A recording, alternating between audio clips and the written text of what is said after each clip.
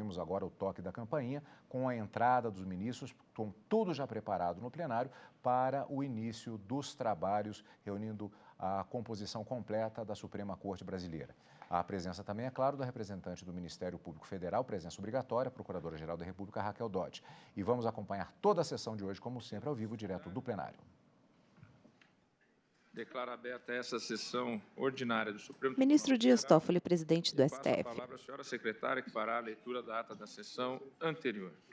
Ata da 27ª sessão extraordinária do plenário do Supremo Tribunal Em pé, à Federal, direita do realizada presidente. em 8 de agosto de 2019. Presidência do senhor ministro Dias Toffoli, presentes na sessão, os senhores ministros Celso de Carmen Mello, Lilian Marco Oliveira Aurélio, de Souza, Gilmar Mendes, assessora-chefe do Ricardo plenário. Lewandowski, Carmen Lúcia, Luiz Fux, Rosa Weber, Roberto Barroso, Edson Fachin e Alexandre de Moraes. Procuradora-Geral da República, doutora Raquel Elias Ferreira Dodge. Abriu-se a sessão às 14h24, sendo lida e aprovada a ata da sessão anterior. Pergunto se há alguma observação e, não havendo, declaro a ata aprovada. Informo a vossas excelências que estão presentes neste plenário estudantes das seguintes instituições de ensino: FAI, Centro Universitário Curitiba, Estado do Paraná. Pessoas no Centro plenário. Universitário de Patos de Minas, Minas Gerais. E também Maioria dos Escola lugares ocupados. Rudolf Steiner, de São Paulo, capital. Sejam todos muito bem-vindos. Vou começar com a agravo do ministro Fachin.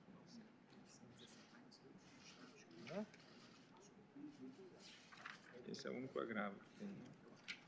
Não, primeiro é o agravo. Ministros do lado direito da mesa em formato de U invertido. Ministro Marco Aurélio, Ricardo Lewandowski, Luiz Fux, Luiz Roberto Barroso e Alexandre de Moraes. Ao fundo, plateia aguarda o início do julgamento. Então, deixa separado aqui para mim, por favor.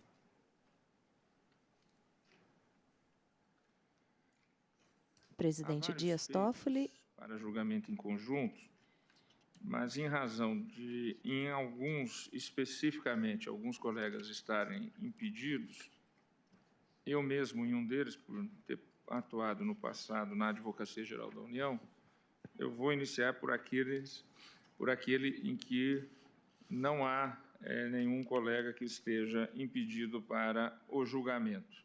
Então, eu vou apregoar da relatoria do ministro Luiz Edson Fachin o agravo regimental na ação civil originária 701, que procede de Alagoas, em que é agravante a União, agravado o Estado de Alagoas.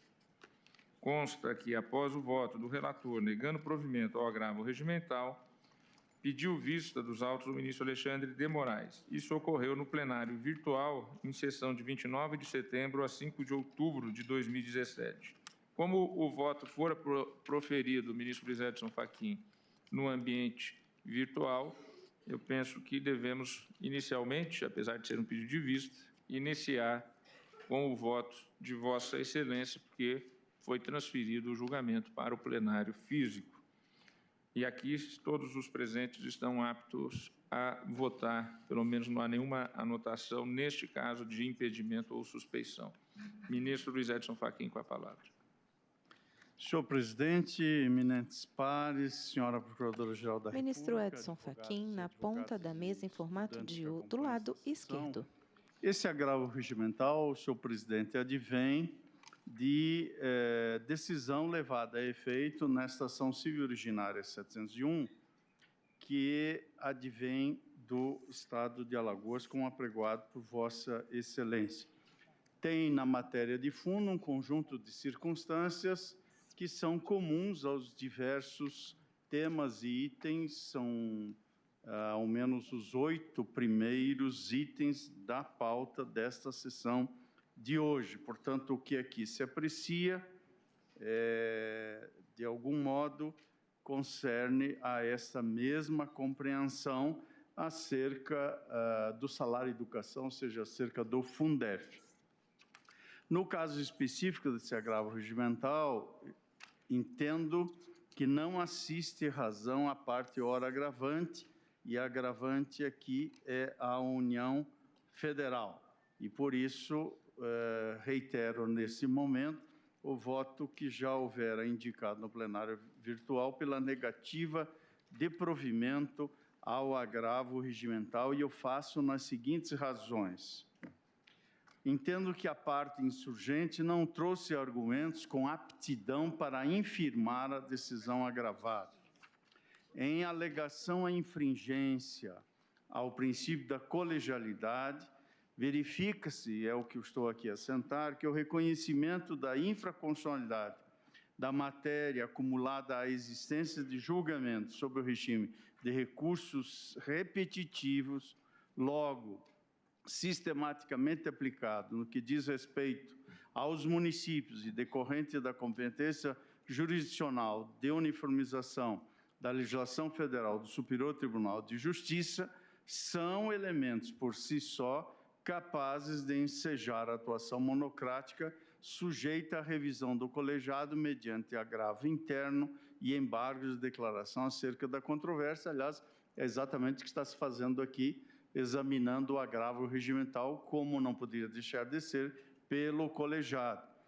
E, nessa direção, portanto, refutando a infringência ou a violação que teria havido do princípio da colegialidade, cito o julgamento levado a efeito na ação civil originária 718 da relatoria do eminente ministro Ricardo Lewandowski, cujo resultado restou publicado em 30 de março de 2017, evidenciando precisamente que tomada a decisão monocrática é o agravo que propicia a apreciação colegiada, como aqui se faz. E, ademais, na sessão ordinária do Tribunal Pleno deste Supremo Tribunal Federal, realizada em 6 de setembro de 2017, expressiva corrente majoritária assentou diretriz jurisprudencial convergente ao posto na decisão aqui agravada, nessa decisão impugnada. E assim se decidiu nas ACOs 648, 660, 669 e 700, que são os demais itens que na pauta de hoje, senhor presidente, precedem, numericamente falando, esse que estamos a examinar, e todas da relatoria do eminente ministro Marco Aurélio e com a redação dos acórdãos que restou a mim designado. Naquela ocasião Quem foram vota é o fixadas ministro as seguintes Edson Fachin. teses, vencidos os eminentes ministros Marco Aurélio e Luiz Fux. Foram as teses. Primeira, o valor da complementação da União ao Fundef deve ser calculado com base no valor mínimo nacional por aluno extraído da média nacional. Segundo, a complementação ao Fundef realizada a partir do valor mínimo anual por aluno, fixada em desacordo com a média nacional, impõe à União o dever de suplementação de recursos, mantida a vinculação constitucional a ações de desenvolvimento e manutenção de ensino. Essas foram as teses e, a partir daí, registro que, em questão de ordem, formulado pelo eminente ministro decano, eminente ministro Celso de Mello, e acolhida pela maioria desta Corte, também se deliberou delegar aos ministros relatores a faculdade de decidirem monocraticamente as demais ações civis originárias que tratem da mesma matéria. Portanto, a rigor, estamos por examinar em agravo regimental essa perspectiva que foi definida pela orientação majoritária desse Tribunal Pleno. Quiçá desnecessário, mas por também a título de reforço argumentativo, as razões de decidir que restaram na corrente majoritária, naquelas ações que mencionei, 648, 660, 669 e 700, as razões basicamente são as seguintes. Em primeiro lugar, assentei que o Supremo Tribunal Federal já houvera se manifestado acerca da infraconstitucionalidade da controvérsia no âmbito do recurso extraordinário em sede de repercussão geral 636-978, de relatoria do ministro César Peluso, perante o Tribunal Pleno, cuja ementa assentou que não apresenta repercussão geral recurso extraordinário que, tendo por objeto a fórmula de cálculo do valor mínimo nacional por aluno a ser repassado ao Fundo de Manutenção e Desenvolvimento do Ensino Fundamental e Valorização do Magistério, ou seja, o que se designa de Fundef, versa... Agravo portanto, na ação sobre civil tema 701, União versus Estados, Assim, Estado do Alagoas. assentou-se naquele julgamento. A demanda se traduz em contencioso de mera legalidade a partir do cotejo analítico entre o decreto regulamentador e a Lei 9.424 de 1996, cuja cognoscibilidade justifica-se pela instauração de conflito federativo entre Estado-membro e a União, conforme a linha F, inciso 1º, artigo 102 da Constituição da República. E, nessa perspectiva, o Superior Tribunal de Justiça julgou a ilegalidade do Decreto 2.264, de 97, em face da legislação federal, sob a sistemática de recurso repetitivo. Foi o recurso especial 1.101.015, de relatoria do saudoso ministro Teori Zavascki, portanto, ainda no STJ, em julgamento de 26 de maio de 2010, que aqui reproduzo.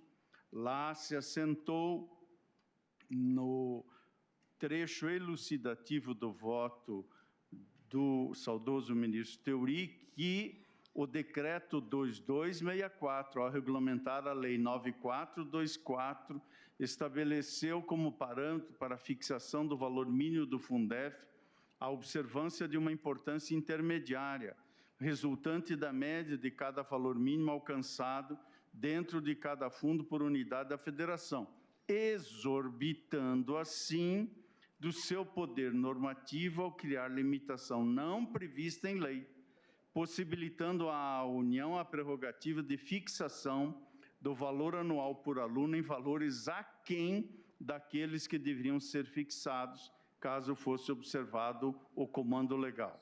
E isto porque, em nenhum momento, a Lei 9.424, de 1996, faz menção a 27 quocientes, mas sim a um único método de cálculo do valor mínimo, ou seja, nunca inferior à razão entre a previsão da receita total para o fundo e a matrícula total do ensino fundamental no ano anterior, acrescida do total estimado de novas matrículas. Assim, a interpretação dada pela União para o cálculo da complementação devida aos municípios de que o valor mínimo anual por aluno deve levar em conta a receita e o número de alunos em cada estado isoladamente, sob o argumento de que o fundo é estadual, sem intercomunicação, encontra-se em dissonância com a intenção do legislador, que é exatamente a de garantir aos estados e municípios mais pobres a condição para ter um sistema educacional de qualidade, promovendo a uniformidade do padrão de ensino, a fim de diminuir a desigualdade social existente no país e atender um dos objetivos fundamentais da Federação, contido no artigo 3º, inciso 3º, da Constituição Federal. Ao contrário do sustentado pela apelante, lá se assentou, portanto, no STJ, não há que se falar em interferência no princípio federativo, pois em nenhuma hipótese haverá transferências interestaduais de recursos, na medida em que a fórmula para a fixação do valor mínimo nacional deve ser utilizada tão somente como parâmetro para a complementação do fundo e nunca como deslocamento de numerário entre os estados federados. Muito embora o decreto presidencial estabeleça que o valor mínimo será fixado por ato do presidente da República e esse ato seja discricionário, essa discricionariedade não é absoluta, pois se vincula ao limite mínimo legal, aquém do qual não pode ser estabelecido, sendo possível somente sua fixação num patamar superior à média nacional, nunca abaixo desta. E se acrescentou: não há, entretanto, qualquer antinomia de normas, já que a simples adoção de parâmetros nacionais para cálculo da complementação devida pela União, de modo algum, compromete o caráter regional de cada um dos fundos. Por outro lado, o modo claro e objetivo como foram estabelecidos normativamente os critérios para apuração do valor dessa complementação não deixa margem para fixação pelo Presidente da República por critérios de conveniência ou de oportunidade. E aqui, então, se reproduz o entendimento do Tribunal de Contas da União, segundo o qual se verte a percepção da nacionalidade da média a ser considerada para a fixação desse valor mínimo nacional por aluno. Em votação, agravo na ação civil 701, União contra Estado de Alagoas. 871 de 2002, que reproduzo no voto, senhor presidente, e me excuso de fazer a leitura, mas, de qualquer sorte, há uma afirmação peremptória, especialmente ao final desta decisão, segundo a qual o adimplemento das referidas obrigações por parte da União e respectiva disponibilidade financeira aos autores vinculam-se à finalidade constitucional de promoção do direito à educação, única possibilidade de dispêndio dessas verbas públicas. Essas foram as razões adotadas fundamentalmente pela decisão recorrida e, portanto, não acolho o argumento de que teria havido ofensa ao princípio da colegialidade e, ademais, a jurisprudência desse Supremo Tribunal Federal propiciou assentar a ilegalidade do decreto 2264 na medida em que extravasou da delegação oriunda do parágrafo 1º do artigo 6º da Lei 9424 de 96 e das margens de discricionariedade conferidas à Presidência da República para fixar em termos nacionais o valor mínimo nacional por aluno. E também não havia sobrestamento das ações, o que não impedia, portanto, que houvesse ou ocorresse a decisão sobre a matéria.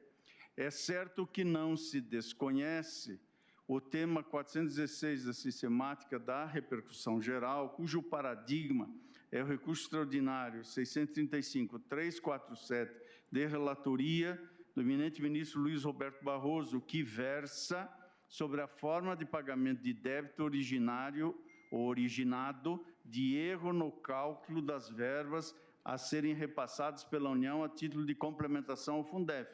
No entanto, também ali, pelo menos da informação que tenho, não se determinou a suspensão nacional dos processos correlatos à matéria, como autoriza o parágrafo 5º do artigo 1035 do Código de Processo Civil. E, nesta medida, constato que a matéria acerca da eventual dissonância da aplicação do parágrafo 5º do artigo 1035, mas isso não é óbvio, como eu disse, para a tomada da decisão, que aqui se coloca em sede de agravo regimental. Portanto, senhor presidente e eminentes pares, entendo observados os princípios processuais da colegialidade, celeridade e primazia da decisão de mérito e, por esta razão, é que estou propondo a negativa de provimento ao agravo regimental. É o voto que já houver apresentado ao plenário virtual e aqui reproduzo nesta breve exposição, senhor presidente. Agradeço ao ministro Luiz Edson Fachin. Como voto, o ministro Alexandre de Moraes. Boa tarde, presidente, ministra Rosa. Ministro Alexandre de Moraes, na ponta da mesa, em formato de U invertido, ao lado direito. Plateia ao fundo. E desde logo, presidente, explico que pedi vista dos autos em virtude de não ter participado do julgamento da CO 700, relacionada ao mesmo tema, mas em relação ao Estado do Rio Grande do Norte, citada pelo eminente ministro Luiz Edson Fachin, na qual, assim como disse Sua Excelência, o plenário delegou aos relatores a possibilidade de monocraticamente julgar. Entendi, porém, necessário e oportuno o pedido de vista para rediscussão da matéria, porque aquela época, a CO 700 foi decidida por maioria, mas por 5 votos a 2, porque havia 4 ministros, entre eles eu, ausente na sessão, não pude proferir o meu voto de mérito. E exatamente trago nessa assentada um voto divergente em relação a Sua Excelência, o ministro Edson Fachin, que parte, e já pedi para distribuir os votos aos eminentes ministros, que parte da discussão da nacionalização, como foi defendida pelo eminente ministro Edson Fachin, dos recursos para a educação e do próprio Fundef, ou da federalização do Fundef, que é a posição que defendo. Ou seja, se os parâmetros de cálculo, se os parâmetros levam em conta os fundos estaduais, esses sim, concretamente existentes, que a lei determina a criação, ou levam, como entendeu anteriormente o Superior Tribunal de Justiça, e entendeu no julgamento da CO 700, por maioria, redator ministro Edson Fachin, se levam em conta um Fundef nacional, um ficto Fundef nacional, levando em conta a somatória dos Fundefs estaduais. A minha divergência está exatamente na questão da não nacionalização, mas sim federalização do Fundef, e explico por quê. Exatamente porque a questão controvertida, em síntese, diz respeito ao cálculo do valor mínimo por aluno no sistema do Fundef. E, consequentemente, no que se refere aos valores repassados pela União a título de complementação ao fundo de cada um dos estados. Na questão da CO 701, no âmbito do estado das Alagoas. O Fundef, como sabemos, e já descreveu o eminente ministro relator, é um fundo contábil. Quem vota é o ministro Alexandre de Moraes. Basicamente do ICMS, no Imposto sobre Circulação de Mercadorias e Serviços de cada um dos estados, do Fundo de Participação dos Estados, o FPE, do Fundo de Participação dos Municípios, o FPM, e do IPI, o Imposto sobre Produtos Industrializados.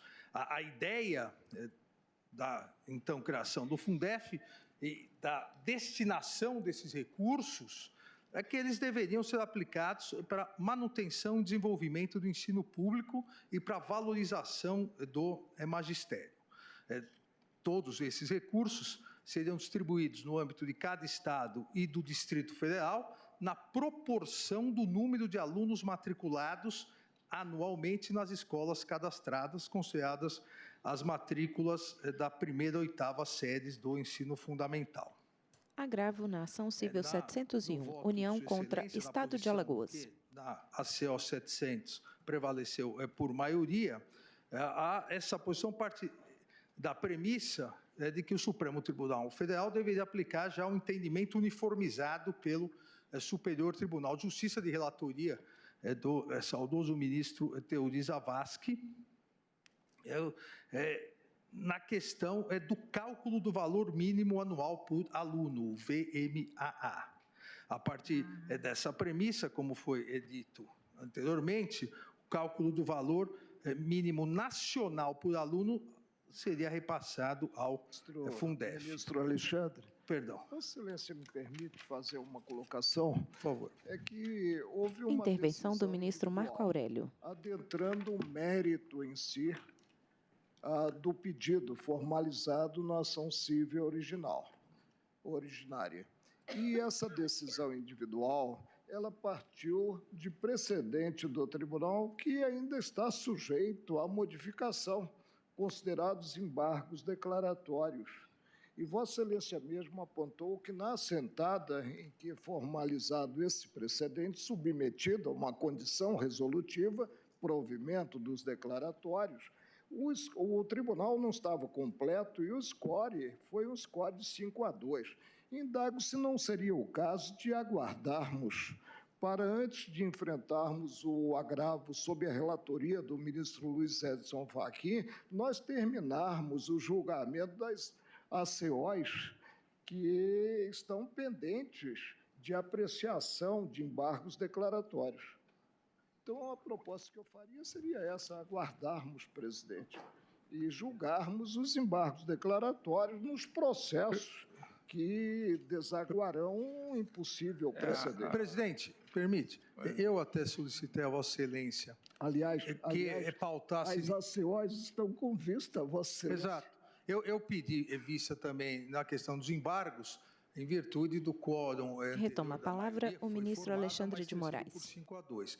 E solicitei até Vossa Excelência que chamasse o agravo regimental, porque no agravo, e nesse específico agravo, onde não há nenhum dos ministros impedido, é possível adentrar, aqueles que não votaram, inclusive, eu adentrar mais profundamente o mérito. Na questão dos embargos, há necessidade, inicialmente, na análise da presença dos requisitos dos embargos. Não necessariamente haveria a possibilidade de se adentrar profundamente o mérito, tendo que seria mais razoável continuarmos esse julgamento. Ministro Fachin. Apenas para notar que, com a devida vênia, me parece que o ministro Marco Aurélio tem razão neste ponto, porque, de algum modo, estamos na via do agravo regimental, examinando uma matéria que, independente do número de ministros presentes, foi tomada pela maioria e que poderá ou não ser mantida, até porque há pedido de infringência nos embargos de declaração, mas, de qualquer sorte, apenas anotando que subscrevo essa percepção trazida à colação pelo eminente ministro Marco Aurélio. Mas, presidente, o fato de ser um agravo aqui não impede que a maioria seja formada, seja mantida ou seja alterada. O que se permitiu foi uma permissão que os ministros relatores pudessem julgar monocraticamente. Olha, obviamente, em havendo agravo, volta ao plenário a discussão. Então, me parece que não há muita diferença no julgamento. Presidente, quer dizer, eu acho que a gente vai ter que enfrentar essa questão. Intervém agora o ministro Luiz Roberto Barroso, ao lado do ministro Alexandre de Moraes. Mas, em rigor técnico, acho que o ministro Marco Aurélio tem razão, porque o que o ministro Fachin fez foi aplicar a uma ACO específica a orientação e determinação do plenário para que, monocraticamente, fizesse incidir a solução decidida pelo plenário em todos os casos individuais. Portanto, é claro que a maioria pode, em embargos de declaração, mudar, mas o agravo regimental, eu acho que ele não merece provimento, porque o ministro Fachin fez o que o plenário determinou. E, portanto, ele agiu corretamente. A gente pode, evidentemente, mudar a orientação em embargos de declaração. Mas eu acho que, tecnicamente, é impossível dar provimento ao agravo do relator que fez aquilo que o plenário determinou que ele fizesse. A Excelência me permite Claro. só Novamente, ministro Marco Aurélio. Quando o tribunal não precisaria sequer assentar isso, porque a autorização está no 21 do Regimento Interno. Quando o tribunal autorizou decisão pelos integrantes, ele o fez imaginando que o pronunciamento formalizado seria definitivo. Mas ele não se mostrou definitivo porque houve a protocolação de embargos declaratórios. Por isso é que eu entendo que nós não devemos inverter. Nós devemos concluir o julgamento nos precedentes. Presidente, em todo caso, presidente, eu já iniciei o voto, eu pretendo terminá-lo. Eu entendi o ponto que o presidente suscitou. Ministro Luiz Roberto Barroso. No fundo, eu acho que nós temos que decidir colegiadamente e com voto de todos, qual o sentido e o alcance do Fundef? Eu acho que essa é a discussão. E aí a tese que prevalecer é a que vai ser aplicada a todos os casos. Exato. De toda sorte, esse julgamento foi apregoado. Ministro Dias Toffoli. Como, em todos os casos, o ministro Alexandre de Moraes é o vistor, evidentemente que, como o ministro vistor, ele poderia, e pode ainda em tese, dizer que está sugerindo o adiamento dos embargos. Daí que Sua Excelência pediu para que esse fosse o feito chamado. E já iniciamos. Eu penso que até um tanto quanto extemporânea. Já houve o voto do relator, estamos no voto do ministro. Extemporânea, não. Sim. Permita-me, Vossa Excelência. Ministro Marco Aurélio. Estamos apreciando o processo, porque extemporânea é a questão de ordem. Eu voto no sentido de dar continuidade ao julgamento. Senhor presidente, só para uma observação, é que o âmbito Ministro Luiz Fux. do julgamento do agravo regimental é muito mais amplo do que os embargos de declaração. Claro. Mas invertemos, Excelência. Invertemos, Excelência. Presidente. Invertemos. Então, a organicidade do direito vai por... Ministro Marco Aurélio. Queria propor uma solução. Ministro Lewandowski. Se Vossa Excelência me permite. Vossa Excelência bem colocou que o julgamento já foi iniciado. Eu penso que deve-se assegurar a palavra ao eminente ministro Alexandre de Moraes para que ele termine o voto dele.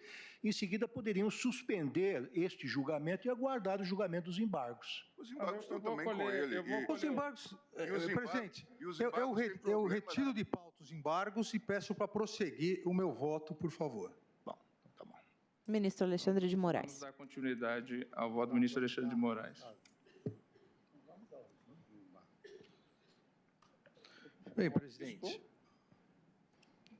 continuando o que havia iniciado, o que compete essa Corte, seja no agravo, seja nos embargos com efeitos infringentes, analisar exatamente se há a nacionalização do Fundef, como defendeu o excelência ministro Edson Fachin e a maioria na CO 700, ou se, ao meu ver, como dispõe o artigo 60, parágrafo 7º, na minha interpretação do ADCT, é federalização. Cito no voto o artigo 6º da Lei 9.424, 96, que prevê que a União complementar aos recursos do fundo a que se refere o artigo 1º. Qual fundo? É o fundo de cada um dos estados, porque não existe um fundo nacional. Da mesma forma, cito o artigo 60 do ADCT, que era disciplinado até então pela emenda 14 de 1996, cito a redação dos 10 primeiros anos, como seria feita essa divisão, o fundo de cada estado, o próprio parágrafo 3º, e essa questão é importante para se verificar que não existe um Fundef nacional, existe fundos estaduais a serem complementados a partir dessa diferenciação do fixado por aluno pelo presidente da República. A União complementará os recursos dos fundos a que se refere o parágrafo 1º, sempre que em cada estado e no Distrito Federal seu valor por aluno não alcançar o mínimo definido, aí sim, o mínimo definido nacionalmente. Se define o mínimo e se compara com os fundos. A partir disso, a partir dessa disciplina normativa, que exigia, em primeiro lugar, a constituição de um fundo por estado e no Distrito Federal. O cálculo do valor mínimo por aluno em cada estado, o chamado VMAA. E o terceiro ponto, a fixação pela União de um valor mínimo por aluno nacionalmente. Mas tanto um fundo por estado e Distrito Federal, o cálculo do valor mínimo por aluno em cada estado. O que defendo é exatamente o que diz a recorrente, a agravante, a União, é o que se denomina federalização do Fundef, segundo o qual o valor mínimo por aluno, em atenção às prescrições, aos critérios legais e constitucionais, será o resultado da razão entre a previsão da receita total para o fundo, no Estado, e a matrícula total do ensino fundamental do ano anterior, somada, como se prevê, ao total estimado de novas matrículas. Sendo, repito, e aqui é a grande diferença, que os valores considerados nessa operação serão aqueles fixados no âmbito de cada um dos fundos estaduais. Isso dá uma diferença enorme, porque a nacionalização do Fundef, ou seja, a somatória de todos os fundos, acaba privilegiando, e no meu voto eu faço duas tabelas fictícias, mas para bem demonstrar isso, acaba privilegiando aqueles estados que costumeiramente dão isenções no ICMS, diminuem o valor do seu Fundef, diminuíram o valor do seu Fundef, aplicaram muito menos na educação e, com isso, ganham maiores complementações da União. Os estados que não fizeram essa política de isenções generalizadas aplicam mais no seu Fundef, porque o grosso do Fundef era exatamente a receita do CMS, e, se nacionalizar, receberão muito menos da União. A verdade é que a nacionalização pretendida, essa nacionalização, ela penaliza os estados que aplicaram de forma mais rígida a responsabilidade fiscal, não saíram concedendo isenções de ICMS, consequentemente, esses estados que não deram as isenções tiveram um valor alto do seu fundo e receberão, se for nacionalizado, ou nem receberão, ou receberão uma complementação muito menor. Aquele estado ou aqueles estados que eventualmente isentaram, aqueles estados cuja arrecadação foi diminuída, já pensando numa complementação geral da União, acabam sendo favorecidos. Aqui, ao meu ver, o que o texto do ato das disposições constitucionais transitórias, o artigo 60, regulamentado pela lei federal, estabelecia é exatamente que a União deverá complementar os recursos destinados ao Fundef, mas cujo cálculo seja feito à razão do que estipulado no decreto, com o cálculo feito no fundo de cada estado e do Distrito Federal, quando o valor desses recursos não alcançar o mínimo definido nacionalmente. Vejam, o artigo 60, como li o parágrafo 3º, em momento algum fala fundo nacional. A lei não vê um fundo nacional. O parágrafo 3º do artigo 60 fala fundos, e a lei estipula que cada estado cria o seu fundo. E, além do IPI, além do Fundo de Participação dos Estados, a grande arrecadação desse fundo para investir na valorização do ensino é o ICMS. O Estado que acaba investindo menos na educação, o Estado que acaba isentando o ICMS e o seu fundo é puxado lá para baixo, se o cálculo for federalizado, esse Estado vai levar em conta as suas opções políticas. Agora, se for nacionalizado, como pretende, a meu ver, a tese vencedora, num único fundo, essa média desse Estado ficará aquém daquele Estado que aportou dinheiro no fundo, e ele será suplementado. Vale dizer, o Estado omisso na aplicação do ICMS, em virtude das isenções para o fundo, será beneficiado, e os Estados que aderiram à ideia de um fundo forte, mantiveram o ICMS, serão penalizados. Essa é a grande diferença, ao meu ver, da nacionalização do Fundef, conforme o precedente do Superior Tribunal de Justiça, e da majoritária até agora posição dessa Corte, e da federalização. Na nacionalização, na posição que peço novamente venha para divergir, há uma interpretação que se baseia realmente na existência a existência ficta de um Fundef nacional, que seria derivado da somatória de todos os estaduais, ou seja, composto por essa somatória. Enquanto, na ideia de federalização, nos termos do artigo 60 do ADCT, do artigo 1º da Lei 9.424, expressamente o ADCT e a legislação se refere a um fundo instituído em cada estado. A composição de receita dos fundos para fins do cálculo do valor mínimo por aluno, nos termos do ADCT e da legislação, a receita de cada Fundef corresponde a 15% daqueles tributos. Exatamente por isso, no momento em que se pretenda uma disciplina, uma interpretação de que deve-se somar todos os fundos estaduais, aquele que previu isenções no ICMS acaba, sim, retirando o dinheiro dos outros estados que mais investiram. Obviamente, e nesse ponto concordo integralmente com o eminente ministro Edson Fachin, não se trata de um estado dar dinheiro para o outro. Essa alegação não é essa a questão. Na verdade, o que se trata é um estado perder dinheiro para o outro em virtude de uma compensação maior ou menor da União.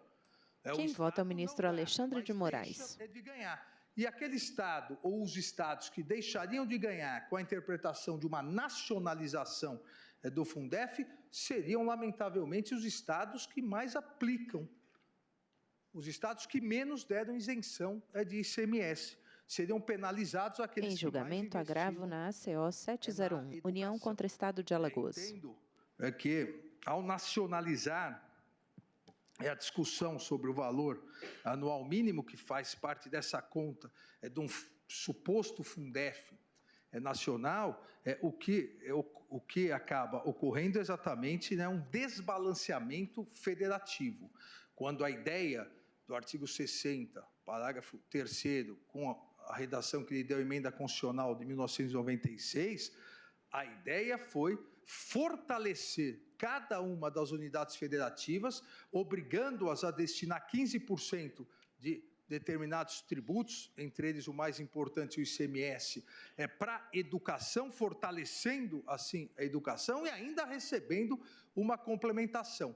A nacionalização anula totalmente a possibilidade de complementação para aqueles estados que não isentaram, para aqueles estados que efetivamente aplicaram o ICMS de sua forma global e privilegia aqueles estados que consideram uma série de isenções e não arrecadaram.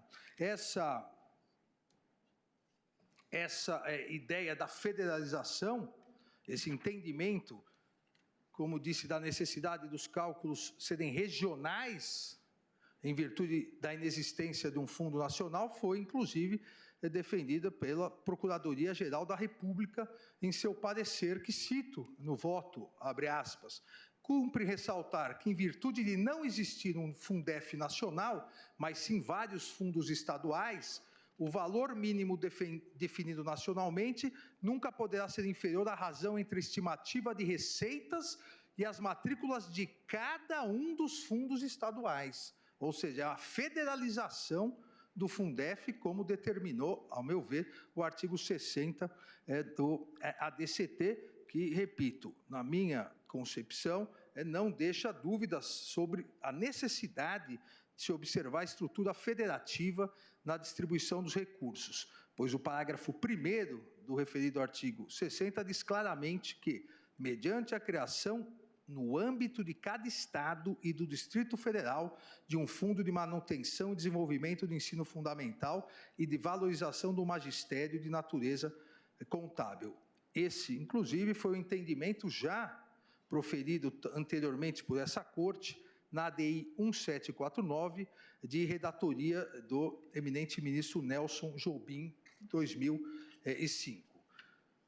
Também, senhor presidente, é perceptível que a norma contida no parágrafo 7º do ADCT é de eficácia limitada, condicionando a legislação infraconstitucional. E, da mesma forma que o parágrafo 3º do artigo 60 fala em fundos estaduais, em federalização, a Lei 9.426, de 1996, com o objetivo de assegurar a universalização do ensino fundamental, também levou, no seu cerne, levou aqui como premissa básica é a centralização unitária dos requisitos constitucionais e legais para o cálculo do valor mínimo anual, de forma a adotar o modelo federalista.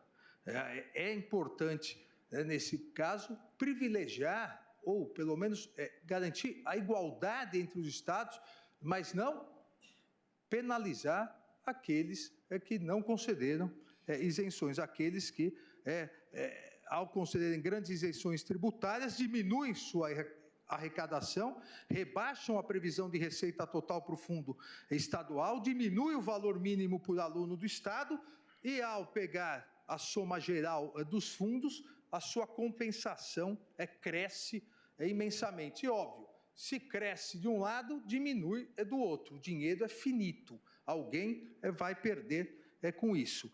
Eu, no voto, senhor presidente... Ministros da direita e plateia ao fundo. Já encerro.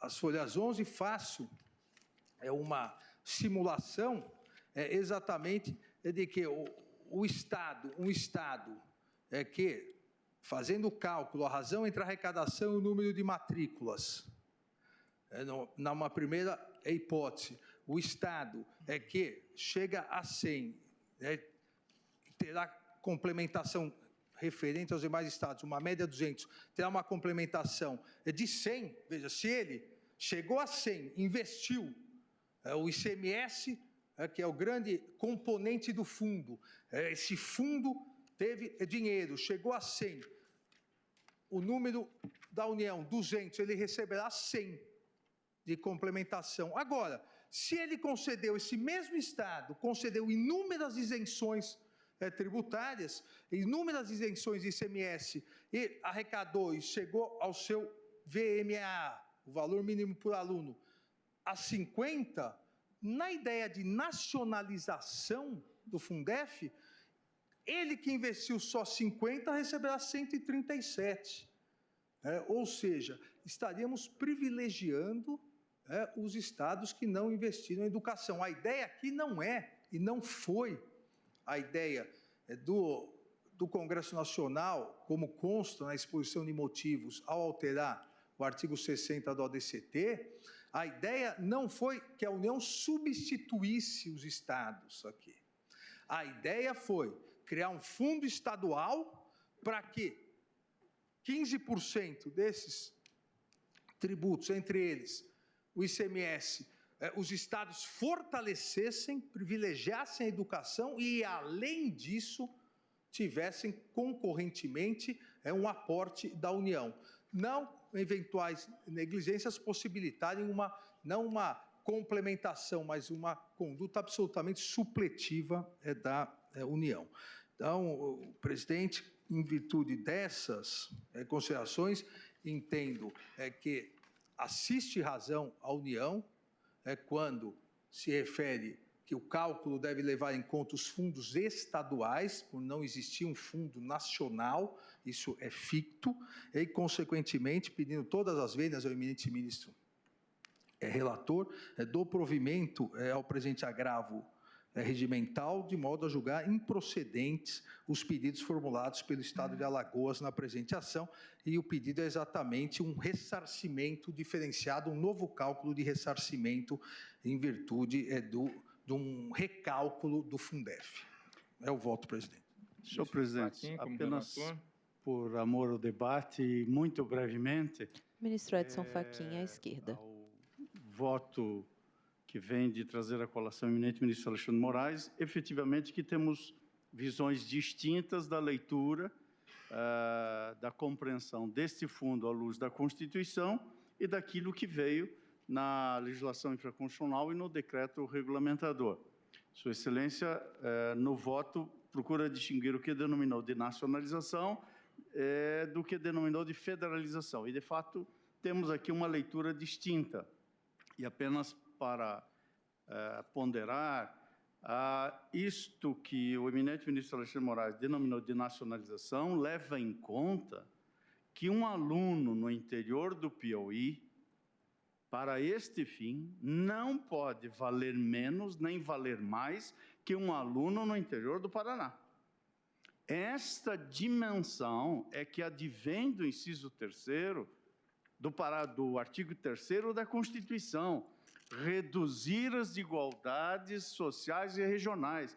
Este fundo, com o seu valor mínimo fixado em termos nacionais, visa precisamente isso. Ou o Brasil se torna, nos termos desse dispositivo da Constituição, uma federação solidária, ou nós teremos efetivamente muitos Brasis dentro do Brasil. E, pedindo toda a vez ao ministro Alexandre, o argumento da desoneração fiscal é um argumento bastante importante, porque, efetivamente, é possível que ocorra este tipo de procedimento em relação ao Estado A ou ao Estado B. Mas, nos dias atuais, especialmente não apenas da Lei Complementar 24, mas também de leis complementares recentes e da própria Lei da Responsabilidade Fiscal, o regime das desonerações tem seus limites próprios. E aqui nós estamos falando de um valor mínimo para a educação. Nós não estamos falando sobre a relação entre esse fundo e a política fiscal ou o empenho fiscal de cada Estado membro. Como você vê, temos uma visão distinta obviamente, com todo o respeito, já que adentramos ao mérito, superando a infraconstitucionalidade e, muito provavelmente, em definitivo, digamos assim, deliberando sobre essa matéria, entendo, com o devido respeito, que a hermenêutica constitucional sobre este tema abre uma porta extraordinária para este tribunal aplicar a Constituição e o federalismo por cooperação, que está no inciso 3º do artigo 3º da Constituição e que veio vertido no artigo 60, nomeadamente no seu parágrafo 4º, quando trata da fixação desse valor mínimo para que nenhum aluno do ensino fundamental valha mais ou menos, esteja onde estiver no Brasil. Portanto, pedindo vênia à divergência, mantenho o voto que eu trouxe à colação. Presidente, só também por Ministro Alexandre de Moraes. A federalização não transforma um aluno valendo mais ou menos. A federalização exige que cada um dos estados também aplique na educação. E nesse período, porque tratamos de um período pretérito, nesse período, esses dados consultei exatamente porque semana que vem vamos tratar da Lei de Responsabilidade Fiscal, as isenções gigantescas dadas por determinados estados agora pretendem se compensar com a União. A União continuará compensando como compensa, para que haja paridade entre os alunos, mas a União não foi essa determinação constitucional, a União não deve substituir os estados. Essa é realmente a diferença de posicionamento. Como voto, o ministro Luiz Roberto Barroso. Presidente, o dinheiro é escasso e, evidentemente, está todo mundo atrás do seu quinhão. Ministro Luiz Roberto Barroso sorri ao falar. É vislumbrar onde é que está o justo constitucional, ou seja, qual foi o propósito do Constituinte ao instituir este Fundo de Manutenção da Educação. Eu já terei dito outras vezes aqui, presidente, que considero a educação básica a política pública mais importante do país e, aliás, Vossa Excelência lembrará bem, foi o tema com o qual abriu o discurso de posse quando se tornou presidente do tribunal. E a educação básica compreende o ensino infantil, o ensino fundamental e o ensino médio. E nós aqui estamos discutindo mecanismos e modelos de financiamento da educação básica. Já houve mudança legislativa, mas nós estamos discutindo num específico momento histórico. Como disse, a educação básica eu considero a principal política pública do país e, infelizmente, considero que esta é a razão de nós termos nos atrasado na história e estarmos ainda aquém do nosso destino. é uma questão de prioridade, é uma questão de recursos e é uma questão de gestão. Assumindo este caráter prioritário da educação básica na construção de um país, nós vamos verificar alguns aspectos deste específico processo trazido pelo ministro Fachin, porque é apregoado por Vossa Excelência, e depois a questão de fundo. Nesse específico processo, o ministro Fachin aplicou uma decisão tomada por expressiva maioria do plenário. É verdade que o plenário estava incompleto naquela ocasião, mas de expressiva maioria do plenário. Mas, na verdade, a sequência do tratamento jurisprudencial dessa matéria é fácil de enunciar, foi feito pelo ministro Fachin, e para encadeamento do meu raciocínio vou fazer também. O Superior Tribunal de Justiça, para que as pessoas entendam, nós estamos discutindo aqui quanto é o valor que a União Federal deve complementar nos estados para acudir às demandas da educação básica. Essa é a questão. Se este valor pode e deve ser fixado arbitrariamente ou discricionariamente pelo presidente da República mediante decreto, ou se este valor já está pré-estabelecido pela Constituição. Essa é a discussão.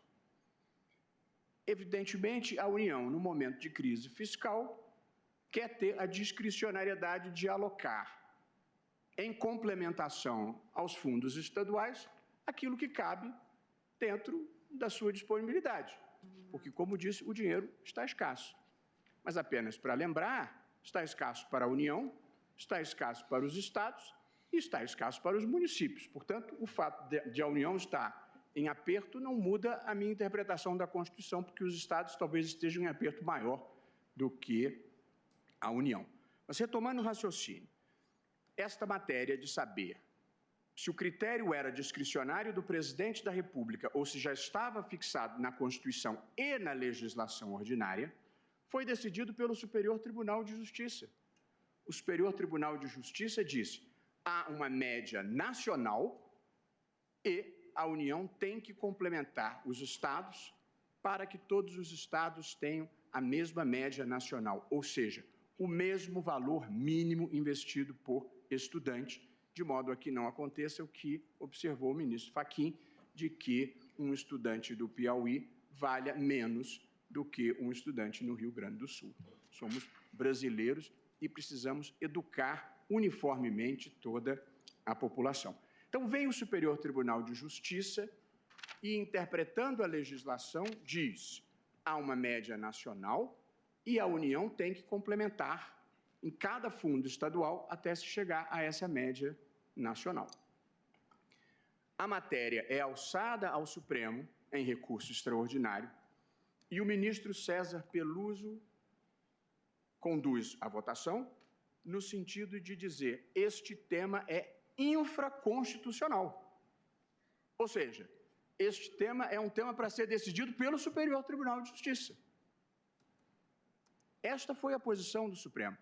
Portanto, o Supremo disse que a complementação deve ser, tal como estabelecido pelo Superior Tribunal de Justiça, feita com base na média nacional.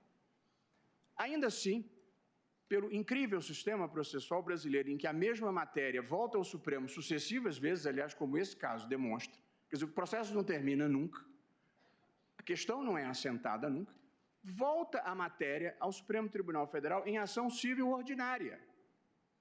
Aí o Supremo Tribunal Federal assenta, em decisão do plenário, o seguinte: o valor da complementação da União ao Fundef, a esse Fundo de Manutenção da Educação, deve ser calculado com base no valor mínimo nacional por aluno extraído da média nacional. Portanto, o Supremo diz: verifica-se a média nacional a ser investida por aluno e os estados que não tiverem recursos para chegarem a essa média receberão uma complementação da União para que o aluno de um Estado da Federação não tenha situação mais favorável do que a de outro. Claramente um projeto de equidade nacional. E, portanto, o Supremo reconhece que a intenção da Constituição era produzir equidade nacional. Plenário julga questionamento de cálculos do Fundo de Manutenção do Ensino Fundamental e de Valorização do Magistério, Fundef. Quem vota é o ministro Luiz Roberto Barroso. Fixada em desacordo com a média nacional, impõe à União o dever de suplementação de recursos, mantida a vinculação constitucional a ações de desenvolvimento e manutenção do ensino. Portanto, reiterou que os estados que não atingissem a média nacional deveriam receber uma suplementação vinda da União, vinculada à educação, dinheiro carimbado para a educação fundamental. Em questão de ordem, no julgamento aqui no Supremo, suscitada pelo ministro Celso de Mello, Sua Excelência propõe que, diante da existência de diversas ações cíveis originárias com o mesmo objeto, uma vez assentada a tese pelo plenário, que cada relator poderia aplicar aquela tese do plenário ao caso concreto que estava sob sua jurisdição no gabinete. Foi exatamente o que o ministro Luiz Edson Fachin fez aqui neste caso. Aplicou a esta ação civil originária a tese firmada pelo plenário, de acordo com delegação expressa dada pelo plenário, após questão de ordem do ministro Celso de Mello. Portanto, a decisão do ministro Fachin é irretocável. O relator, monocraticamente, cumpriu a decisão do plenário como deve ser a vida. Ministros individualmente curvam-se à orientação do plenário. Para bem e para mal, diria a ministra Rosa Weber. Pois bem, então, eu não veria como dar provimento ao recurso interposto contra a decisão do relator que cumpriu o que o plenário determinou. De fora parte isso, presidente, existe também uma questão de fundo. E a questão de fundo envolve, a meu ver, a interpretação já feita pelo Supremo, e aqui a ser refeita, de um específico dispositivo constitucional, que é o artigo 60 do ato das disposições constitucionais transitórias, que no seu parágrafo 1º, o artigo 60, é o artigo que cuida especificamente do financiamento da educação básica e do Fundo de Financiamento da Educação Básica. Vem o parágrafo 1º do artigo 60 e dispõe o seguinte: a União, os estados, o Distrito Federal e os municípios deverão assegurar, no financiamento da educação básica, a melhoria da qualidade de ensino, de forma a garantir padrão mínimo, e aqui vem a expressão que considero importante, definido nacionalmente. Portanto, se pretendeu instituir um sistema nacional de educação. Claramente, eu bem sei que cada estado tem o seu próprio fundo, mas cabe à União assegurar o padrão nacional da educação.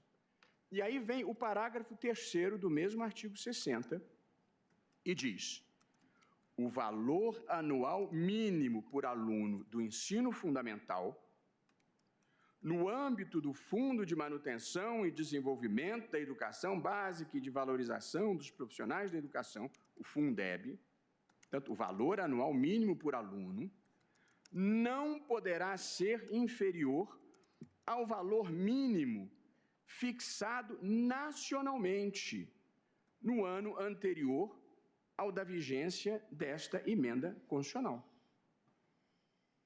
Valor mínimo fixado nacionalmente, diz a Constituição. Portanto, os estados que não alcançarem o valor mínimo fixado nacionalmente têm que receber a complementação. É isso que está dito, a meu ver, com todas as vênias, com clareza cristalina pela Constituição, e não há crise fiscal que possa me fazer ler na Constituição algo diferente do que lá está exposto. Até porque Ministro Luiz Roberto Barroso. Vive a União, vivem os estados e vivem os municípios. O plenário julga questionamento de cálculos do Fundo de Manutenção de Ensino Fundamental e Valorização do Magistério, Fundef. Basta ir ao artigo. Ministro, consulta a Constituição Federal. Terceiro da Constituição, para ler o seguinte: constituem objetivos fundamentais da República Federativa do Brasil. 3. Reduzir as desigualdades sociais e regionais, de modo que privilegiar os estados que têm economia mais pujante em detrimento dos estados que têm uma economia mais frágil é contrariar o mandamento constitucional. É claro que cada estado deve lutar pelo que é melhor para si, mas a União, o governo nacional, deve trabalhar pela equalização. E aqui, com todas as vênias de quem pense diferentemente, o problema de estados que têm menos recursos no Fundef, evidentemente, não é por isenção de ICMS. É porque tem menos capacidade econômica, é porque tem menos industrialização, é porque tiveram mais dificuldades ao longo do processo de formação nacional. O Piauí ou o Maranhão não têm mais dificuldades porque cobrem os contribuintes de isenção. Eles têm mais dificuldade porque têm uma economia menos poderosa. Por quais razões? Nós podemos especular. Mas a Constituição quis que o aluno do Maranhão tivesse as mesmas oportunidades na vida, do ponto de vista da educação, que o aluno do Rio de Janeiro, de São Paulo ou do Rio Grande do Sul. Foi este o propósito da Constituição. É isso que está escrito aqui, como eu leio com clareza, presidente. Como é, e esta diferença que eventualmente a União tenha que aportar, ela também tem data para terminar, porque a partir de 2007 mudou o sistema e, portanto, não temos um problema. E há uma questão de prescrição quinquenal. Portanto, nós não estamos falando de uma quantidade de dinheiro insuportável e nós temos muitos mecanismos para compensar os estados, a começar pela compensação das próprias dívidas que os estados têm para com a União, que são dívidas elevadíssimas, que todos têm dificuldade para pagar, e, portanto, nós, em rigor, não estamos nem falando de necessariamente sair dinheiro de um lado para ir para outro, mas há mecanismos financeiros e contábeis de se fazer essa equalização. Portanto, presidente, eu, no caso específico, eu estou negando o provimento ao agravo regimental, porque acho que não há como dizer que há erro injudicando do relator que cumpriu o que o plenário determinou. Agradeço, ministro. Nos embargos de declaração, para quem entender que se possam dar efeitos infringentes, aí a matéria pode ser rediscutida, e eu até me disponho a rediscuti-la, mas, neste momento, a menos que algum argumento diferente me convença, eu estou reiterando a posição que o plenário do Supremo já adotou nessa matéria. Portanto, nego o provimento. Acompanho o relator. Ministra Rosa Weber, como vota? Senhor presidente, senhores ministros, senhora Procuradora-Geral da República. Ministra Rosa Weber, à esquerda. Cumprimento todos e, pedindo vênia às compreensões contrárias, eu voto, senhor presidente, no sentido de negar provimento ao agravo regimental. Eu entendo, com todo respeito, reitero, as compreensões contrárias, irretocável a decisão monocrática proferida pelo eminente ministro Luiz Edson Fachin. Num primeiro momento, porque esta Suprema Corte assentara no tema 422 que o tema Fundef, cálculo do valor mínimo nacional por aluno, tinha natureza infraconstitucional e, consequentemente, não apresentava repercussão geral o recurso extraordinário manejado para enfrentá-lo. Forte nessa premissa, o eminente relator limitou-se a aplicar o precedente do Superior Tribunal de Justiça, o órgão constitucionalmente competente para uniformização da matéria infraconstitucional, quanto a este tema, consubstanciado em acórdão, como aqui já foi reiteradamente exposto, da lavra do nosso querido e saudoso ministro Teori Zavascki. Então, o eminente relator decidiu a ação civil originária com base, no que diz respeito à lide, a questão de fundo, neste precedente do STJ. A meu juízo, como disse, de forma irretocável. Compreendendo a questão, afastando seu caso a natureza infraconstitucional afirmada no tema 422 por este plenário e examinada a matéria à luz do vetor constitucional, eu, como já fiz ao julgamento das ações civis originárias que hoje voltam à pauta em embargos de declaração, eu reafirmo o que lá explicitei no seguinte sentido. A criação do Fundeb, e como que acho que a matéria é muito relevante, senhor presidente, é bem pequenininho o tema que eu vou, o trecho que eu vou fazer a leitura, eu me permito me alongar ainda neste voto breve. A criação do Fundef pela Emenda Constitucional 14 de setembro de 1996, na forma da Lei 94/24, também de 96, regulamentada pelo Decreto 2264 de 97, visou a vinculação de parte da receita dos estados e municípios aos gastos com o ensino fundamental por meio de 2 mecanismos. E o ensino fundamental, a sua importância, agora veio de ser reafirmada pelo ministro Luiz Roberto, num voto que eu endosso na sua plenitude. Então, por 2 mecanismos. Distribuição dos recursos não apenas com base na capacidade financeira, mas de acordo com o número de alunos matriculados. Segundo mecanismo, complementação dos recursos por meio de transferências da União aos estados e municípios. Trata-se, disse lá eu, de medida destinada ao incentivo dos estados e municípios a direcionar a sua atuação ao aumento de número de crianças na escola, a melhoria na qualidade do ensino fundamental nas redes públicas e ao aumento da remuneração dos professores. A Emenda Constitucional número 14, de 96, é clara ao fixar a função redistributiva e supletiva da União em matéria educacional, aspas, de forma a garantir a equalização de oportunidades educacionais e padrão mínimo de qualidade do ensino mediante assistência técnica e financeira aos estados, ao Distrito Federal e aos municípios. A finalidade da criação do Fundeb, portanto, foi a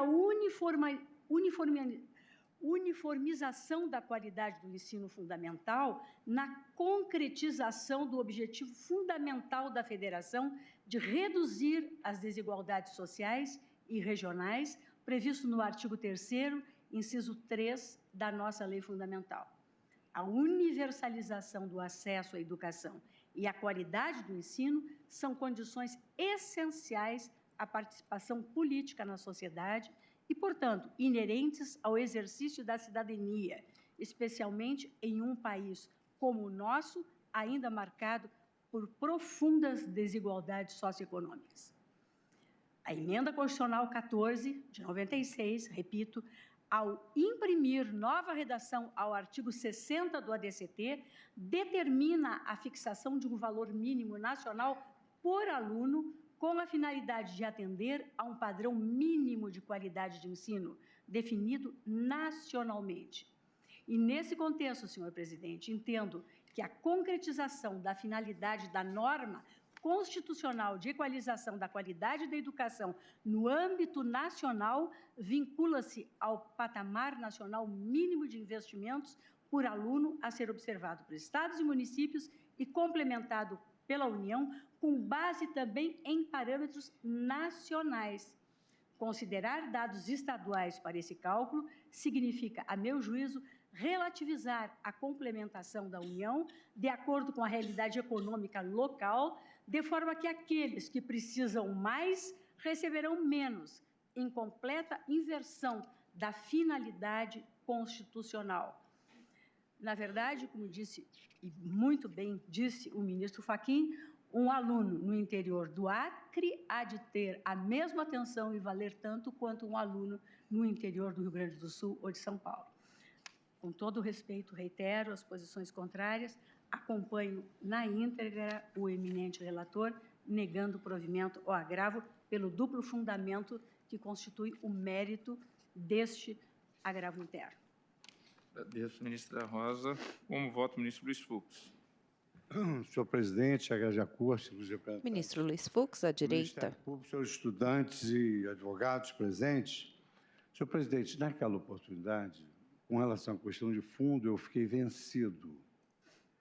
Mas, nada obstante, o plenário chegou a uma conclusão. E a conclusão que o plenário chegou não só fixou uma tese jurídica, mas também permitiu que os relatores dos processos referentes a essa matéria pudessem decidir monocraticamente à luz da jurisprudência fixada. Então, no primeiro momento, o ministro Edson Fachin atuou consoante a autorização permitida pelo plenário de decidir monocraticamente, aplicando a tese que foi fixada, até porque hoje prevalece uma doutrina semelhante à doutrina anglo-saxônica do stare decisis, até para manter a uniformidade, a integridade e a coerência. Uma vez vencido, nós nos submetemos à jurisprudência fixada pelo colegiado. Então, na ocasião, o que se entendeu foi que o valor da complementação da União ao Fundef deve ser calculado com base no valor mínimo nacional por aluno extraído da média nacional. E aí rememorou-se, na época, o RE 636-978 do ministro César Peluso, que, mercê de pronunciar sobre a natureza infraconstitucional, fez uma remissão ao entendimento do nosso tribunal competente para análise da questão infraconstitucional, que é o STJ, e que, no recurso especial 1.101.015, estabeleceu, para fins de complementação pela União ao Fundo de Manutenção e Desenvolvimento do Ensino Fundamental, artigo 60 da DCT, com a redação da emenda 1496, o valor mínimo anual por aluno, de que trata o artigo 6, parágrafo 1º da Lei 9424, deve ser calculado levando em conta a média nacional. Então, essa foi efetivamente a tese fixada em relação à qual eu fiquei vencido. Entretanto, agora, senhor presidente, no debate mais amplo e seguindo uma velha máxima de que não muda de opinião que já morreu, eu gostaria de destacar que, efetivamente, em consonância com os princípios constitucionais, que são princípios de uma nova era de compreensão da Constituição como ideário da nação, que estabelece valores morais, novas razões públicas, eu verifico que, desde o preâmbulo da Constituição, o que o Brasil promete, inclusive sob a proteção de Deus, é um Estado democrático que visa assegurar o desenvolvimento, o bem-estar, a segurança do país à luz da justiça e da igualdade. E se isso não bastasse, o artigo 3º da Constituição dispõe que constitui o objetivo fundamental da República Federativa do Brasil reduzir as desigualdades sociais e regionais. E, efetivamente, a educação, se ela tiver um tratamento desigual para estados desiguais, nós nunca vamos conseguir erradicar essa questão das diferenças regionais, cuja preocupação do legislador constitucional foi exatamente erradicá-la essa diferença e uniformizar o tratamento em relação a todas as regiões do país. Plenário julga questionamento de cálculos do Fundef. Erro improcedendo do ministro Edson Fachin em seguir a questão de ordem e tampouco agora nem erro injudicando, porque acho que a questão do mérito fica mais bem solucionada à luz da promessa constitucional com esses fundamentos da erradicação das desigualdades regionais e com todas as promessas que a Constituição pós-positivista enuncia nos seus princípios vetores. De sorte, senhor presidente, que eu acompanho, com a vênia dos demais, o voto do ministro Edson Fachin. Agradeço, ministro Fux. Como voto, o ministro Ricardo Lewandowski. Presidente, vou pedir vênia para divergir da outra divergência, dissidência, e acompanhar o voto do ministro Fachin. E o faço pelos seguintes motivos. Em primeiro lugar, como já foi explicitado em votos anteriores, o ministro Fachin meramente deu cumprimento a uma decisão do plenário. Portanto, não há nenhum vício, nenhuma mácula nesta decisão a ser corrigida por meio desse agravo. Em segundo lugar, ministro Ricardo Lewandowski, à direita. O argumento da agravante no sentido de que teria havido ofensa ao princípio da colegialidade. Eu, em meu voto, cito extensa jurisprudência no sentido que essa decisão pode ser, sim, proferida monocraticamente. Depois, faço alusão também aos argumentos que já foram manifestados aqui neste plenário, que o Supremo Tribunal Federal entendeu que se trata de matéria infraconstitucional, já pacificada pelo egrégio Superior Tribunal de Justiça, de maneira que nós meramente aplicamos esse entendimento que foi cristalizado num acórdão de lavra do eminente ministro Teori Zavascki. E, finalmente, senhor presidente, eu quero dizer que já decidi neste mesmo sentido, especialmente na CO 718 do Paraná, o Pará, melhor dizendo, em que eu apresentei ao plenário um agravo, uma proposta de agravo regimental, no sentido de negar-se provimento a este recurso, proposta esta que foi sufragada integralmente pelo colegiado maior desta Corte, em que eu assentei no meu voto, extraio da emenda, o seguinte: na linha do que decidiu o Superior Tribunal de Justiça, no recurso especial 1.101015 da Bahia, o valor mínimo anual por aluno deve ser calculado levando-se em conta a média nacional. E aí, interessantemente, aqui consta uma outra questão, me parece relevante, que ficou decidido que a forma relativa, a questão relativa à forma de pagamento entre os entes federativos irá se apresentar apenas na fase do cumprimento da sentença, não se justificando, então, naquela ocasião, a suspensão do feito. Então, senhor presidente, por essas singelas razões, estou acompanhando o relator. Nega provimento ao recurso. Ministro Gilmar Mendes. Eu não votei quando da assentada em que... Ministro Gilmar Mendes, à esquerda. Fixado. E eu trago voto dizendo que, a rigor, inicialmente, eu fico com uma certa tristeza e uma certa perplexidade esses embates em torno de um tema tão relevante e que haja esse tipo de desinteligência entre a União e os Estados.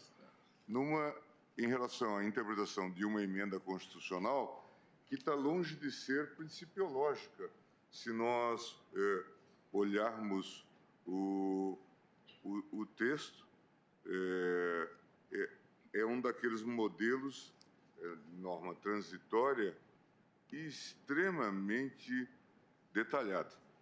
Então, aqui nós temos um texto, e depois temos a legislação complementar, inclusive decreto que fixa a forma. Não obstante, nada mais inseguro e incerto como se viu na interpretação dessa matéria, a partir do entendimento do STJ e depois as discussões que aqui se travaram. A rigor, em julgamento, agravo na ACO 701, União contra Estado de Alagoas. Essa questão realmente não deveria ser alvo de tanta controvérsia. Se nós imaginarmos que União, Estados e municípios... Quem vota é o ministro Gilmar Mendes. ...participado intensamente da construção que levou à aprovação dessa emenda constitucional. E eu, lendo o que está no artigo 60, e acho que a essa altura o tema já está devidamente resolvido, e também na Lei 9494, eu anoto que, à primeira vista, seduz o argumento de que o artigo 6º, parágrafo 1º da Lei 9424, de 96, consagraria o entendimento de que a fórmula do cálculo do valor anual deve ser entendida como uma média nacional, correspondente à razão entre o somatório das receitas de todos os fundos e a matrícula total do ensino fundamental público do país, e não de forma estadual. Entretanto, a mim me parece que do texto resulta, como a União aponta, que os dividendos e divisores a serem considerados nos cálculos estão atrelados às receitas locais.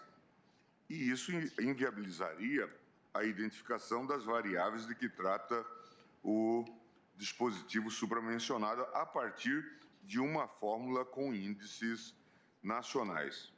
E estando atrelado às receitas locais, perderia sentido realizar cálculo nacional com variáveis, muitas das quais a União sequer tem acesso,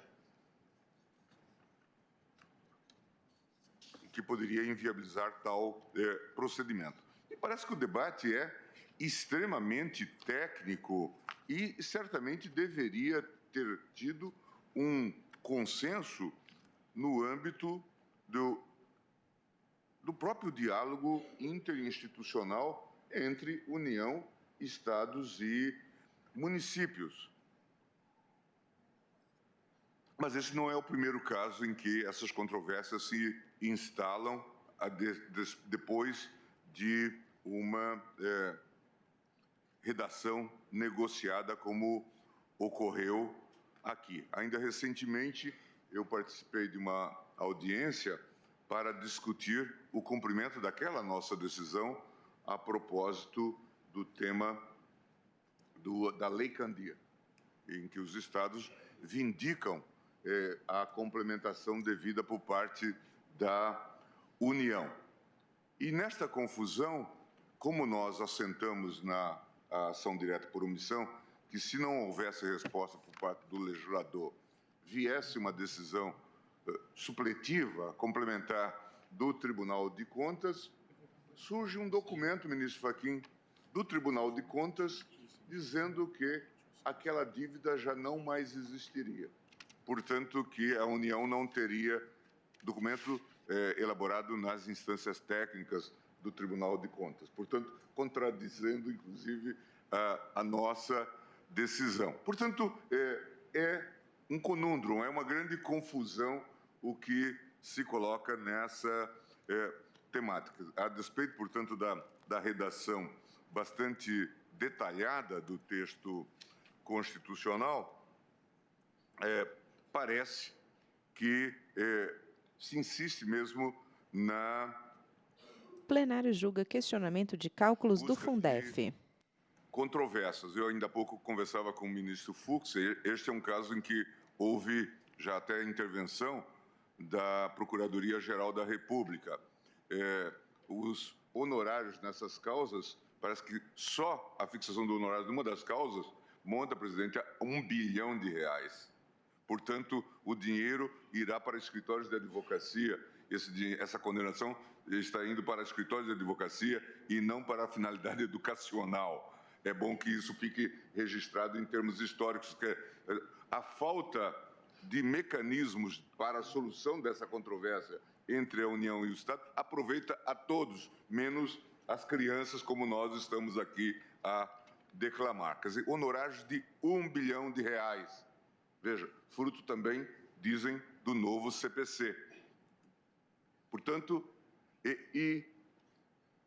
eu conversava não faz muito com o governador Flávio Dino e ele dizia também que na modelagem desenvolvida, a despeito de si, e a Procuradoria tem se batido muito nesse sentido, a doutora Raquel tem tido uma atuação exemplar nessa questão, ele diz, a chegada desses recursos de cambulhada no âmbito estadual ou municipal está levando a aquela ideia de um dispêndio obrigatório com a educação. Então, dispêndio obrigatório com a educação significa o quê? Aumentar salário de professor e criar daqui a pouco problemas para que isso tenha continuidade. Portanto, a mim me parece que são todas questões que mostram, talvez, que a judicialização aqui talvez pudesse ser colocado em segundo plano e talvez se devesse realmente valorizar um entendimento entre as instituições, como nós estamos tentando fazer naquele caso da Lei Candir. Porque não é possível que numa temática deste porte seja tamanha a desinteligência que se diga não, aquilo que nós escrevemos de alguma forma não vale. E a mim me parece... Quem vota é o ministro Gilmar Mendes. Que o que se tem aqui é um fundo de âmbito estadual e que o seu cálculo deve considerar a receita e o número de alunos em cada estado isoladamente, sem a intercomunicação com o outro estado. E depois, então, se faz a média nacional, como foi exposto no voto do ministro Alexandre. É longe de qualquer um de nós aqui querer que o aluno do estado A ou do estado B tenha maiores recursos ou menores recursos. O que se quer, de fato, é uma fórmula equalizadora. Mas me parece que a forma, a engenharia, a mecânica, ela tem a ver, sim, com a criação dos fundos estaduais, e isso é o comando que resulta, inclusive, do artigo 60, quando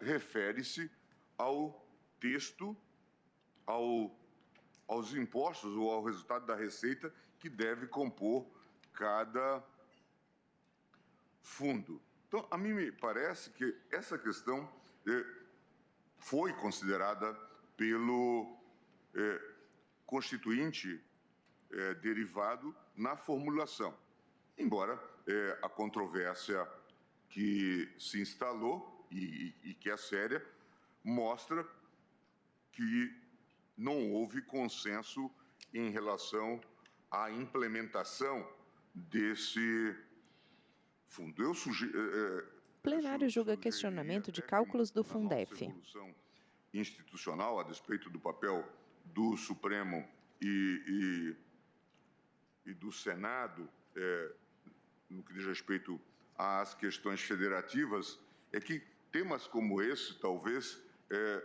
tivessem uma sede arbitral, alguma coisa que pudesse, num tempo adequado, porque, veja, um debate como este é muito curioso.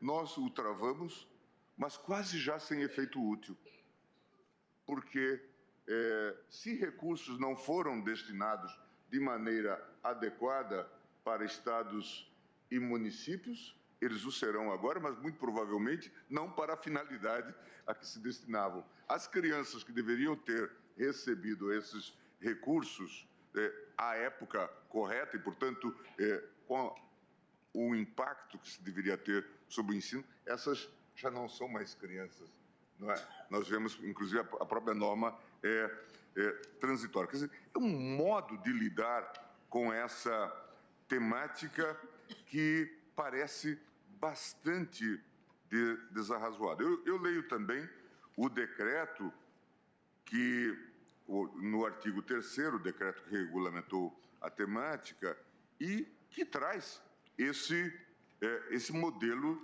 de cálculo. Poder-se-á sempre dizer, mas o decreto não corresponde, assim como a lei não corresponde ao conteúdo da emenda constitucional, o decreto não corresponde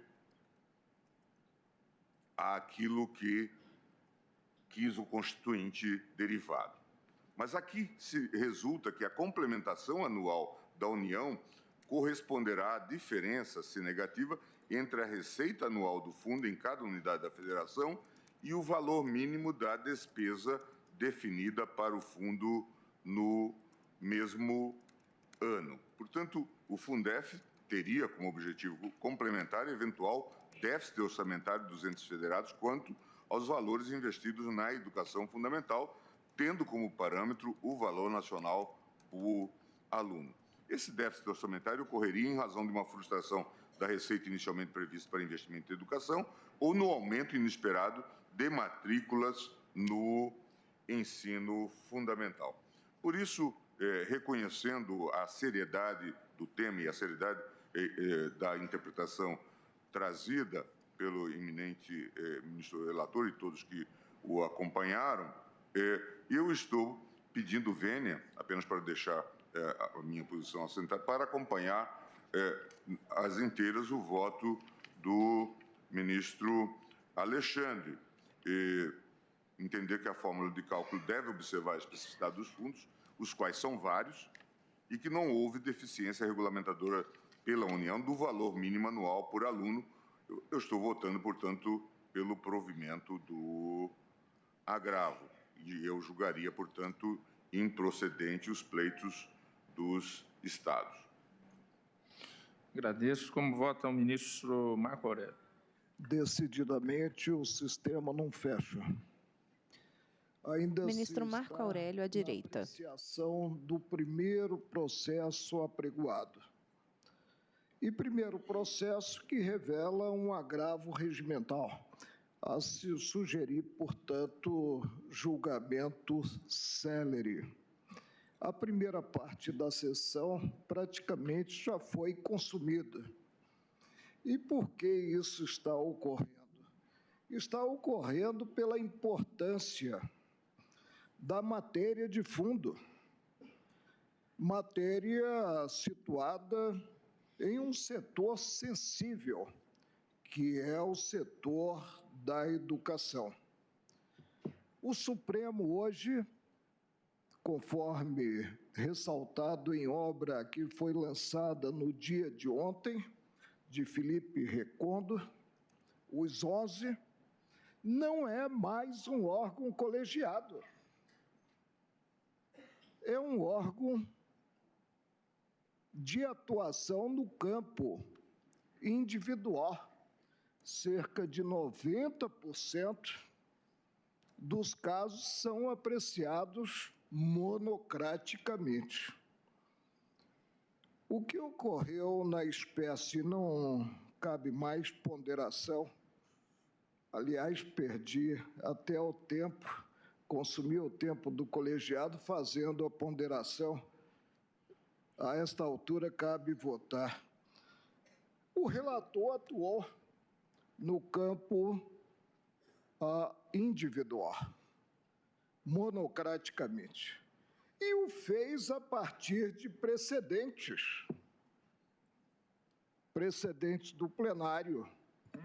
Ocorre que esses precedentes não existem, já que não foram devidamente formalizados, pendem nas declaratórias embargos declaratórios.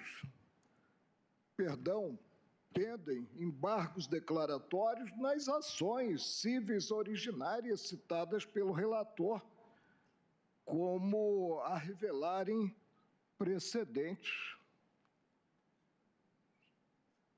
Estamos praticamente decidindo,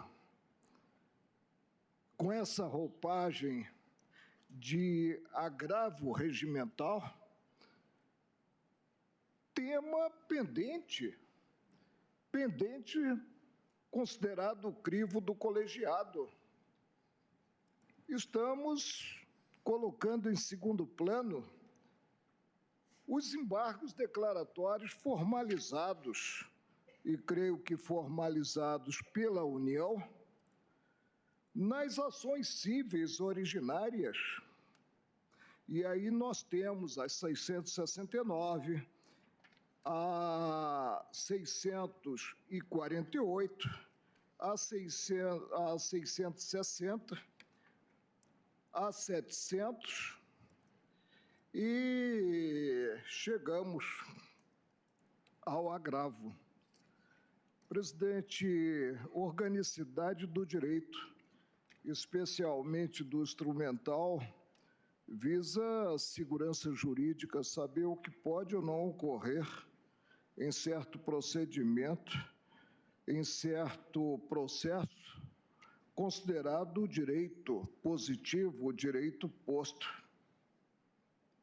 Não tenho como inverter o que poderia enquadrar como ordem natural do crivo do Supremo, apreciando um agravo contra uma decisão individual que foi implementada a partir de precedentes em relação aos quais ainda se tem declaratórios a serem apreciados pelo colegiado.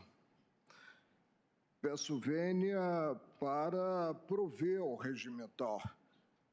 E o faço não para adentrar, porque partiria para incoerência, o tema de fundo, prover o regimental para, no caso, ter sequência à ação civil originária que foi julgada individualmente pelo relator e que venhamos a apreciar em conjunto as diversas ações cíveis originárias. Quando o Supremo proclamou e já disse que não precisava proclamar, porque a atuação do relator está autorizada no 21 do Regimento Interno, que os relatores... Quem vota é o ministro Marco Aurélio. Ele o fez partindo de uma premissa, de que aquele pronunciamento da época seria definitivo, mas não se mostrou definitivo, porque houve a protocolação de embargos declaratórios que visam esclarecer ou integrar a decisão proferida. O meu voto é nesse sentido, de prover o agravo regimental para que haja sequência da ação civil originária. Agradeço ao ministro Marco Aurélio. Eu vou pedir vista dos autos e proclamo o resultado parcial. Após o voto do relator, negando provimento ao agravo regimental, no que foi acompanhado pelos ministros Luiz Roberto Barroso, Rosa Weber, Luiz Fux, Ricardo Lewandowski, e dos votos do ministro Alexandre de Moraes e Gilmar Mendes, que divergiam para dar provimento ao agravo e, desde logo, julgar improcedente a ação civil, e do voto do ministro Marco Aurélio, que dava provimento apenas para o segmento e o prosseguimento da análise pelo relator. Diante do horário, eu suspendo a sessão para o intervalo regimental.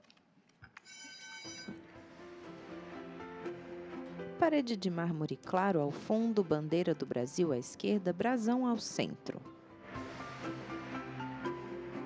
Os ministros levantam-se de seus lugares e dirigem-se para fora do plenário.